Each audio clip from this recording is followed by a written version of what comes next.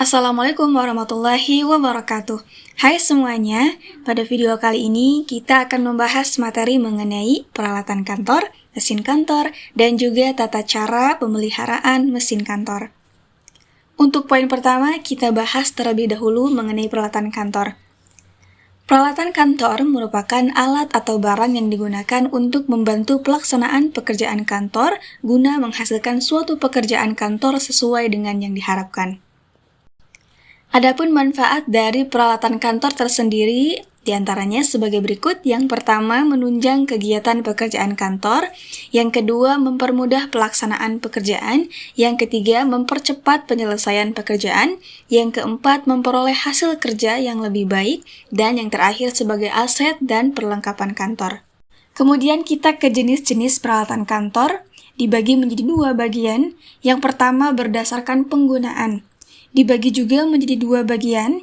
Yang pertama, barang habis pakai, yaitu barang-barang yang hanya digunakan untuk satu kali atau beberapa kali pemakaian saja.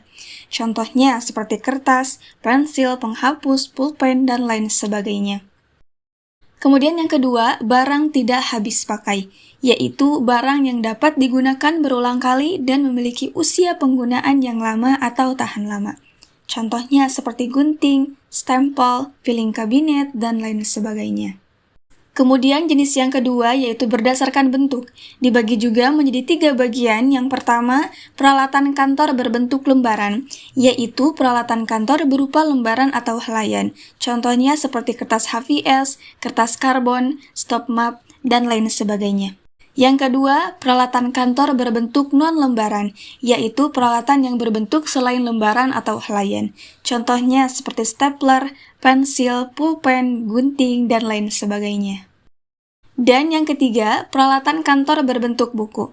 Contohnya seperti buku catatan, buku pedoman, buku telepon, buku alamat, dan lain sebagainya. Next, kita ke poin yang kedua, yaitu mesin kantor. Dalam Kamus Besar Bahasa Indonesia, mesin adalah perkakas untuk menggerakkan atau membuat sesuatu yang dijalankan dengan roda yang dibantu oleh tenaga manusia atau menggunakan bahan bakar minyak. Kemudian menurut Delianji, menyebutkan bahwa mesin kantor adalah segenap alat yang digunakan untuk mencatat, mengirim, menggandakan, dan mengolah bahan keterangan yang bekerja secara mekanis, elektrik, magnetik, atau secara kimiawi.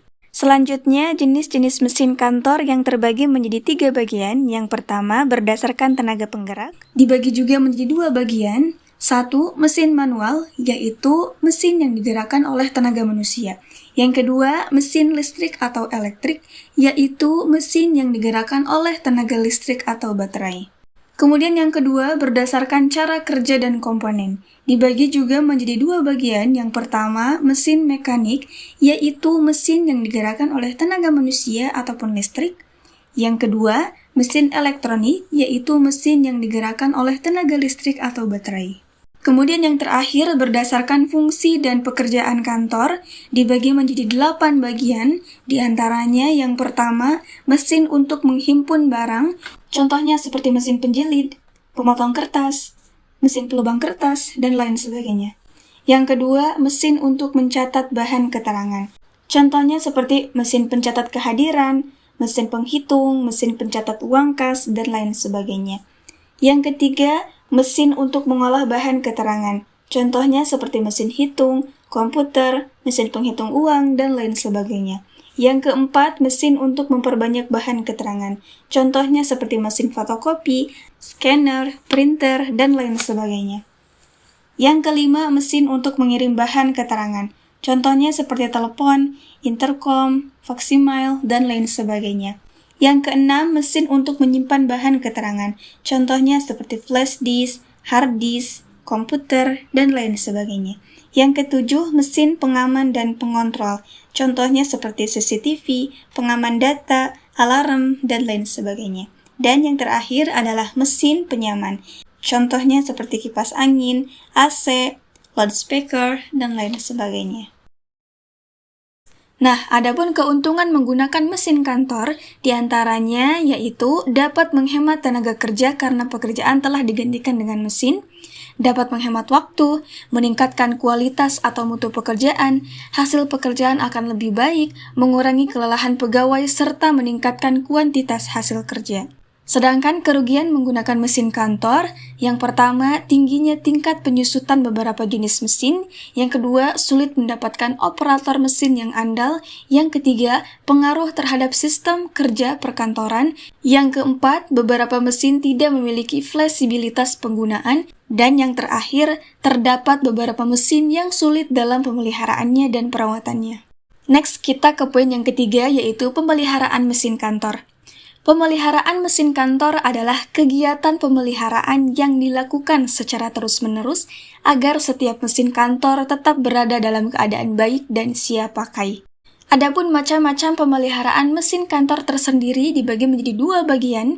Yang pertama, pemeliharaan berdasarkan kurun waktu. Dibagi menjadi dua bagian. Satu, pemeliharaan sehari-hari, yaitu pemeliharaan mesin yang dilakukan setiap hari oleh petugas atau karyawan yang menggunakan mesin dan bertanggung jawab atas mesin tersebut. Yang kedua, pemeliharaan berkala, yaitu pemeliharaan yang dilakukan menurut jangka waktu tertentu. Misalnya, seminggu sekali, 2 minggu sekali, sebulan sekali, atau 2 bulan sekali. Yang kedua, pemeliharaan berdasarkan jenis barang. Dibagi menjadi dua bagian. Yang pertama, pemeliharaan barang bergerak, yaitu pemeliharaan yang dapat dilakukan setiap hari maupun secara berkala. Contohnya seperti mesin kantor atau alat elektronik. Yang kedua, pemeliharaan barang tidak bergerak, yaitu pemeliharaan yang dilakukan setiap hari atau berkala untuk mengetahui sampai sejauh mana kualitas barang tersebut masih dapat digunakan. Kemudian, cara pemeliharaan mesin kantor dibagi menjadi 3 bagian. Yang pertama, kontrak pemeliharaan, yaitu servis yang diberikan oleh pabrik atau distributor mesin dalam rangka promosi untuk memberikan kepuasan kepada konsumennya. Yang kedua, servis perorangan, yaitu servis panggilan jika terjadi kerusakan pada mesin. Yang ketiga, servis kantor, yaitu servis yang dilakukan sendiri oleh kantor dengan mengangkat pegawai untuk melakukan servis terhadap mesin-mesin yang dimiliki. Nah, itulah sedikit penjelasan mengenai peralatan kantor, mesin kantor, dan juga cara pemeliharaan mesin kantor. Terima kasih yang sudah menonton video ini dari awal hingga akhir. Semoga apa yang kita bahas dalam video tadi dapat bermanfaat bagi kita semua. Dan jangan lupa ya, videonya di like, share, dan subscribe channelnya. Terima kasih. Wassalamualaikum warahmatullahi wabarakatuh.